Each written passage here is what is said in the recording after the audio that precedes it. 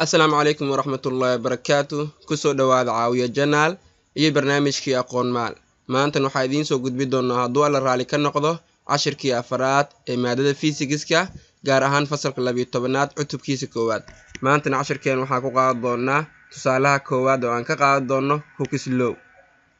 spring molo that spring constant kaasoo madoorsoomaheedu yahay 1 newton per meter is compressed ayaa la isku keenay 5 cm 5 cm ayaa la isku keenay what is the force muxuu noqonayaa xooga required kaasoo loo baahan yahay to compress spring si mooladaas la isku keeno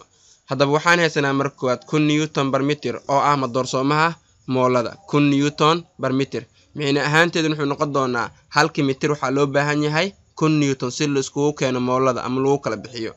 waxaa kaloo haysanaa displacement oo ah 5 cm waxaan loo baahan yahay soo helno xooga given markuu aan sameysano given waxaa lagu siiyay spring constant oo ah 1 newton per meter waxaa kaloo haysanaa displacement ama barbax ah 5 cm waxaan naqaanaa in displacement mar walba lagu cabiro meter si micna centimeter ugu bedelno meter waxa uu qayb doonaa 100 waxaan noo soo bixi doonto 0.05 meter waxaan noola diray force xooga ee leedahay mooladaas si la isku keeno loo baahan si la isku keeno mooladaasi hay markoodan soo qaadano qaacidada force maxaa lagu helaa force wuxuu ku limid yahay k oo spring constant oo lagu dhuftay displacement oo barbaxa ah k waxaa soo haysan 1 newton per meter aan la siiyay x waxaan haysan 0.05 meter aan ku bedelno markood force wuxuu ku limid yahay waxaan soo helnay k meeqaan la siiyay 1 newton per meter oo lagu dhuftay displacement oo 0.05 meter haddaba calculator-kaaga soo qaado 1 newton per meter iyo 0.05 meter isku dhufo meter maxay noqonayaan way isla bixeen 1 hadaa ku dhufan 0.05 waxaan ku soo bixi doonto 1 newton haddaba su'aash jawaabteenu waxay noqon doonaa si loo isku keeno moolada 5 cm waxaa loo baahan yahay 1 newton tusaalaha labaad aan qaadan doono wuxuu noqon doonaa 4 kg mass oo lix cufkeedu 4 kg suspended ayaa waxaa laga soo daldalay from a spring molo producer displacement waxay soo saartay barbax ah 20 cm what is the spring constant muxuu noqonayaa madoorsoomaha moolada wala 4 kg ah ayaa waxaa laga soo daldalay meel kore waxay kala baxday 20 cm muxuu noqonayaa madoorsoomaha moolada ay leedahay given-keen wuxuu noqon doonaa markood waxaa lagu siiyay mass 4 kg waxaa kaloo haysanaa displacement 20 cm waxaan naqaanaa displacement mar walba maxaa lagu cabiraa meter centimeter sa meter u bedelan waxaa u qaybin doonaa 100 waxaan noo soo bixi doono 0.2 meter waxaan noola diraa soo helno k waxaa ku noqonaynaa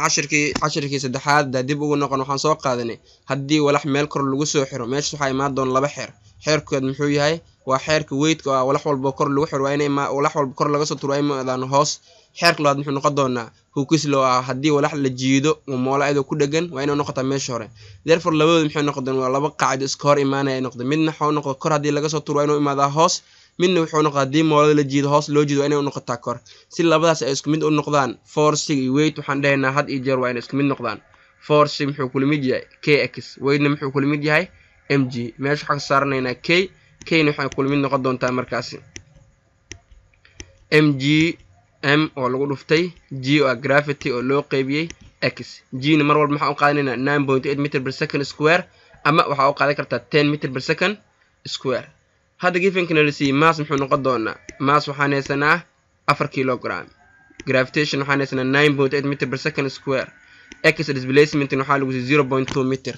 kilogram oo lagu dhuftay meter per second square waxay ku limid tahay newton kilogram oo ku dhuftay meter per second square maxay ku limid tahay newton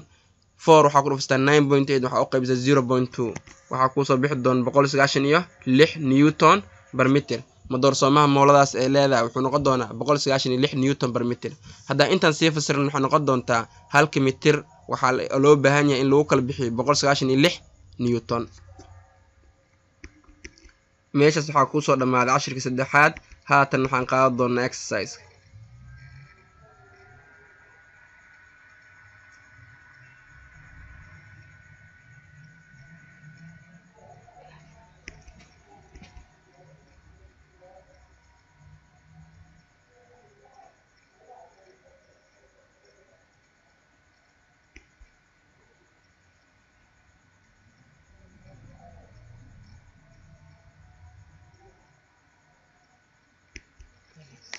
aad baad u mahadsantiin daawashada aad daawateen cashirkaani si aad noo dhiirigelisaan waxaa sameysaan like saar page-ka subscribe si asxaabtaada kalena u gaarsiiso waxaas taabataa share